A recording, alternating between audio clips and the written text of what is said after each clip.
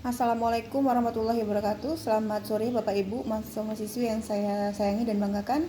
Kita ketemu lagi dengan saya Profesor Dr. Esmi Ramandasari Saragi SMH dengan materi perkuliahan Legal Opini dan Legal Audit. Ini pertemuan kita yang kedua ya, via online atau daring. Ini melalui metode asinkronus, melalui link video YouTube saya. Nanti seperti biasa saya akan share ke Komting atau di grup ya. Silakan absensi di kolom komentar YouTube saya. 3 hari waktunya sejak hari ini dengan menuliskan nama lengkap dan NPM. Bapak Ibu, ada beberapa kendala dari mahasiswa yang telah absensi di kelas lain.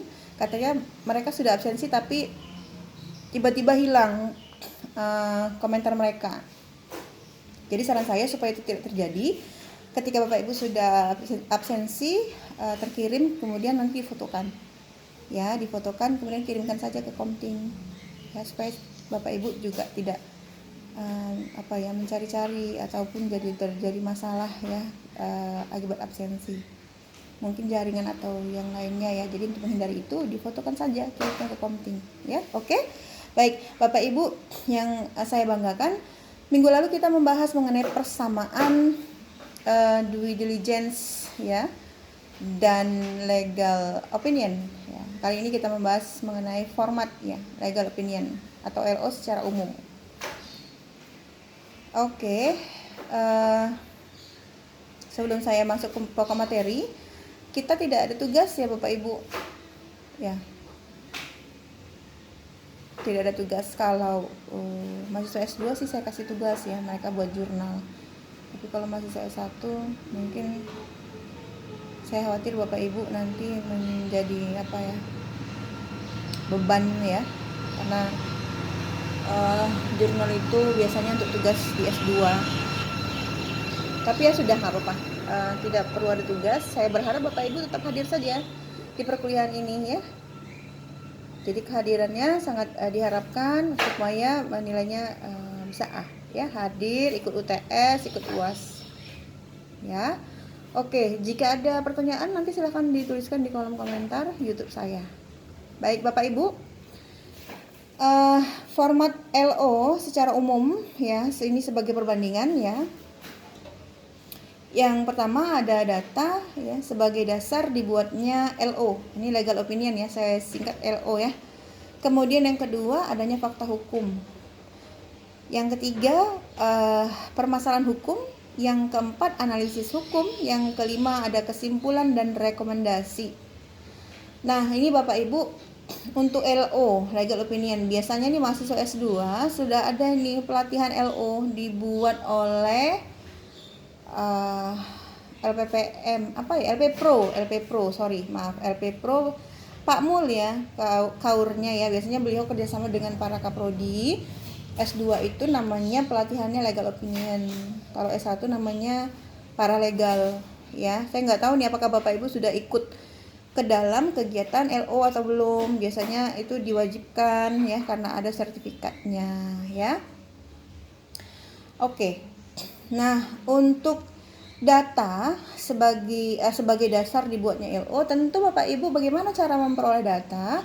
Bapak Ibu harus komunikasi dong dengan kliennya dengan cara misalnya wawancara dengan yang bersangkutan, dengan kliennya, kemudian meminta dokumen-dokumen atau barang bukti ya terkait tindak pidana ya. Kemudian setelah itu sudah Bapak Ibu pegang ya, ditanyakan kepada kliennya itu masalahnya apa yang terjadi supaya bisa buat kronologi kejadian perkara. Nah, kemudian poin yang kedua selanjutnya, jadi ada fakta hukum. Ya, apakah ini merupakan suatu tindak pidana atau bukan? Berdasarkan kronologi yang disampaikan oleh klien tadi, ya, didukung dengan bukti-bukti yang sudah diberikannya.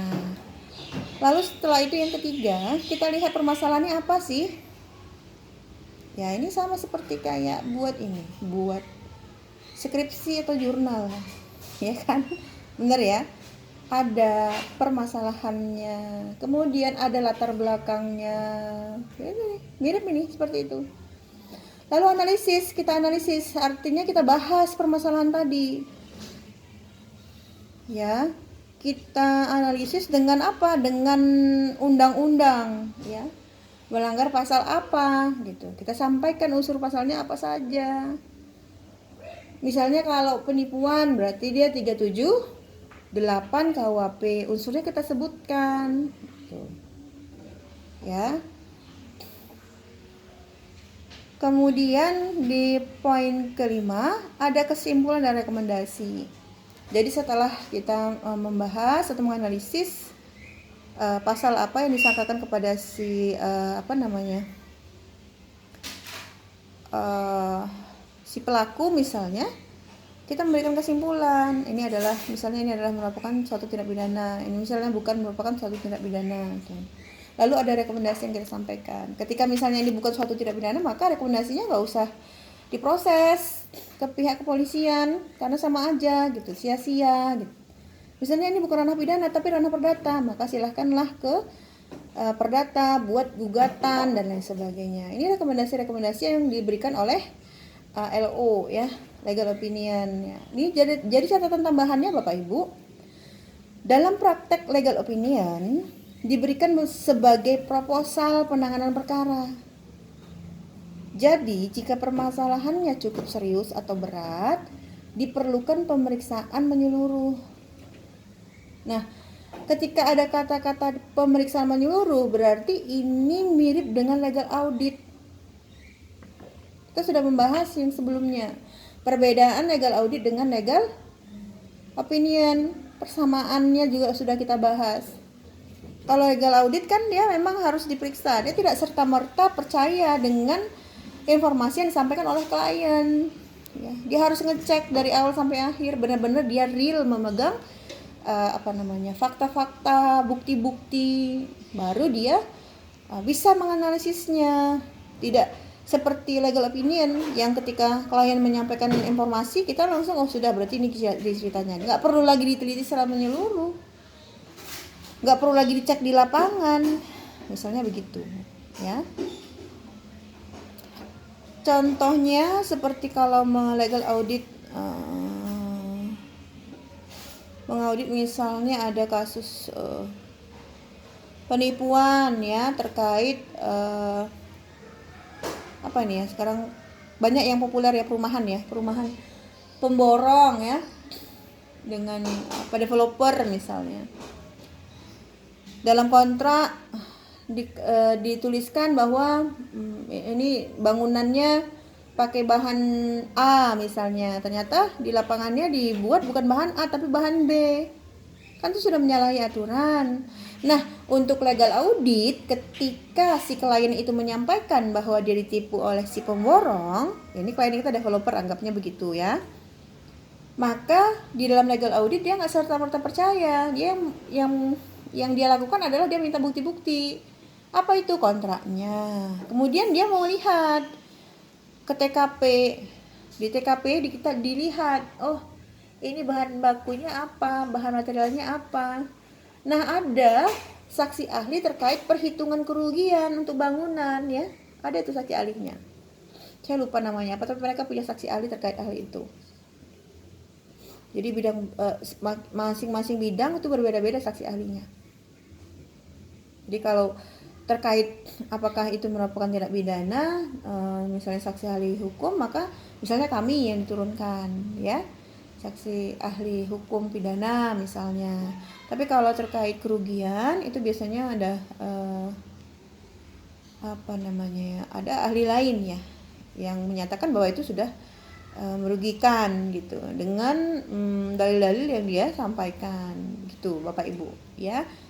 Contohnya gitu. Jadi nggak serta-merta langsung percaya. Legal audit ini harus turun ke lapangan, melihat kenyataannya benar nggak yang disampaikan oleh klien. Itu perbedaannya.